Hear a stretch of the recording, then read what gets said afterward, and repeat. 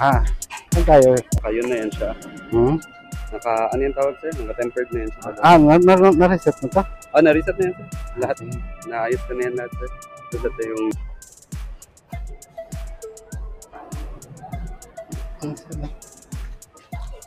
Wala na to Google account no? Wala na sir. May Google pero yun lang sir. Parang ginawa ko lang test Google. Para at least may... Ma-remove din yan, boss. Pwede lang sir. Pili lang na lang, boss. Andito sir. Salamat talaga, boss. Salamat. Update lang sa akin. Sige. Okay.